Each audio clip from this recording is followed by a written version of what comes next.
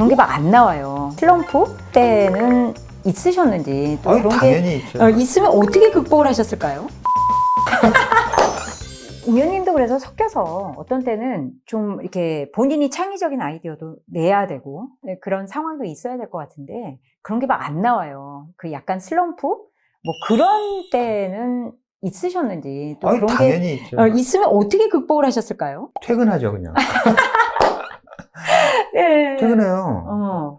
안 나온다고 방법이 없어요. 안 나오면 이거 아이디어 나올 때까지 못 나가, 문 잠궈. 이래가지고 안 되고요. 그리고 무슨 뭐 면벽수도 할 수도 없고 그냥 걱정을 안고 퇴근을 해요. 네. 집에 가요. 근데 이제 이게 유레카가 그렇게 나온 단어거든요. 아르키메데스 유레카. 뉴턴의 만류인력 그거 다 그렇게 나온 거예요. 절박한 순간이 있는 거잖아요, 지금. 그래서 내가 퇴근할 땐 후배들한테 어떻게 해요? 아이디어 없는데 내일까지 나와야 되는데 그때 하는 말이 우리들의 무의식을 믿자. 그리고 퇴근을 해요. 그리고 퇴근해서 가면 지하철역 가는 데까지 계속 도는 거죠. 안 하려고 해요. 그래도 그게 안 돼요, 유기체는. 그러니까 모든 것들이 글로 쫙 쓰는 거예요. 뭐 아침에 수영하다가 툭 떠오를 수도 있고, 안 떠오르면 어쩔 수 없는 거고, 그냥, 아, 그런가 보다? 라고 하는 거죠. 근데 그게 마상, 측상, 침상 얘기하거든요. 그게 뭐냐 하면 옛날에 중국에서 시인들이 시가 떠오르는 세 가지 장소를 얘기한 거예요. 마상, 말 타고 가는 거, 측상, 화장실, 침상, 침대예요. 그러니까 말은 대중교통이라고 보면 되죠. 공통점이 뭐냐면 정신줄을 놓고 있을 때거든요. 근데 이게 정신줄을 무조건 놓고 있으면 안 되고요. 내일까지 아이디어 나와야 되는데 어떡하지라는 절박함이 확 올라와 있는 상태에서 정신줄을 놓고 수영 5바퀴 하고 있는데 툭 떠올라요. 잘라고 하다 툭 떠올라요. 이게 사람이거든요. 그게 유레카예요. 네. 물 넘치는 걸 처음 봤겠어요. 몰랐겠어요. 근데 절박한 상태에서 모르겠다, 목이 들어가는데 빨가벗고 뛰어나온 거 아니겠어요? 네. 사과 떨어진 걸 몰랐겠어요. 사과 떨어진 걸 처음 봤겠어요. 절박한 상황에서 정신줄 놓고 이제 정원에 앉아있다가 툭 이거잖아요. 그걸 믿는 수밖에 없죠. 정신줄을 놓는다는 그 표현이 정말 재밌는데 사실 정신줄을 놓는다기보다는 이 생각의 프로세스로 몰입은 계속 하고 있는 게 아닐까요? 그렇죠. 수면 밑으로는 그러고 있는데 이거보다 나은 거죠. 앉아서 내가 이 아이디어 내기 전까지는 아무것도 안 해. 이건 정신줄을 꽉 잡고 있는 거거든요. 그렇죠. 안 나와요. 네. 근데 뭐 음악을 듣거나 뭐 와인을 한 잔 마시거나 멍하니 있거나 이러다 보면 툭 떠오를 수가 있는 거죠. 알겠습니다. 지금 이제 크리에이티브시잖아요. 예, 그리고 이제 후배들도 좀 그 계에 많이 있는데 그런 후배들한테 그런 그 크리에이티브라는 그런 커리어로 성장하기 위해서 뭐 좀 꼭 해주고 싶은 말이 있다면 어떤 게 있을까요? 역할에 따라서 다를 것 같아요. 연차에 따라서 다를 것 같은데 모든 친구들에게 다 필요한 건 아까 말씀드린 견자예요. 그 견의 능력은 정말 중요해요. 그러니까 1년차가 되었건 20년차가 되었건 다 중요해요. 그러니까 무심하게 보지 않는 아까 제가 시인의 재능은 자두를 보고도 감동할 줄 아는 재능이다. 이거 중요해요. 네.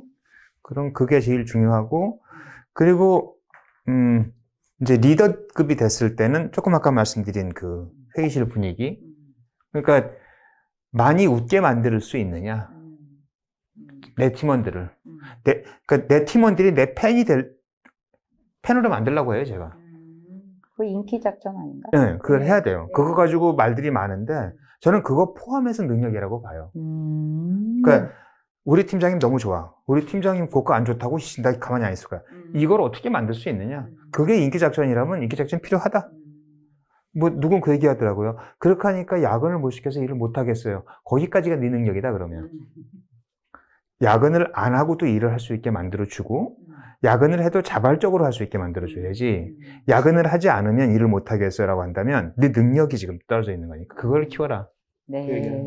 좀 저희가 이제 창의에 대한 얘기를 좀 정리를 해보면은 결국은 창의라는 거는 뭐 맥락을 일단은 좀 맞아요. 보고 네. 정의를 해야 네. 된다고 말씀을 주신 거고 특히나 이제 그 광고를 하시니까 비즈니스 쪽에서는 네, 비즈니스 쪽에서는 문제 해결을 위한 창의가 그렇죠. 중요하다. 그렇죠. 네. 그렇다면 문제를 정확히 파악하는 것부터 중요하고 그러려면 말하자면 논문 쓸 때 자료조사 같은 게 다 필요하다는 거죠. 네. 그러니까 어디서 그냥 아이디어가 떨어지고 막 번득이는 이런 게 아니라 실제 그런 그 아이디어가 나오기 위한 그런 맥락이나 이런 거를 다 조사도 하고 그렇죠. 세세하게 보고 그런 문제를 해결하기 위한 그런 전반적인 프로세스가 다 창의의 프로세스라고 보면 된다. 맞습니다. 뭐 요걸까요? 맞습니다. 네. 그 재미있는 말씀 하나 드리면 최근에 저희 회사는 컨설팅을 많이 하거든요. 네. 브랜딩, 마케팅, 커뮤니케이션 컨설팅을 많이 해요. 경쟁 프레젠테이션 할 때랑 컨설팅 할 때 뭐가 제일 다른가 하면요. 경쟁 프레젠테이션 때는 저한테 오는 정보의 양이 페이퍼 2장이에요. 그리고 나머지는 정확히 파악할 수가 없는. 그래서 들어가다 보니까 이게 정보가 많지 않다 보니까 말하자면 헛다리 짚는 경우가 꽤 많아요. 네. 근데 이 컨설팅을 하다 보면 정보가 다 오거든요. 그렇죠. 거기서는 크게 우가 없어요.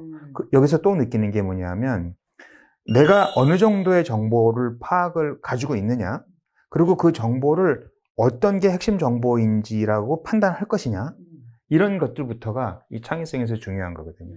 그럼 그건 전문성 아닌가요? 말하자면 경험? 그렇죠. 전문성? 그러니까 그렇죠? 전문성이죠. 그러니까 네. 똑같은 페이퍼를 보고 똑같은 양의 그 정보가 있어도 그 중에서 맥을 짚는 것처럼 이거 네 개가 연결되니까 이렇게 된다는 그런 건 전문성이 있는 거죠. 그렇죠. 예. 그러니 결국 창의도 전문성에 좀 근간을 해야 된다라는 그런 그래서 아까 제가 예. 젊은 사람들이 창의성 얘기할 때 이제 말씀드린 게 그것만 가지고는 충분치가 않아요.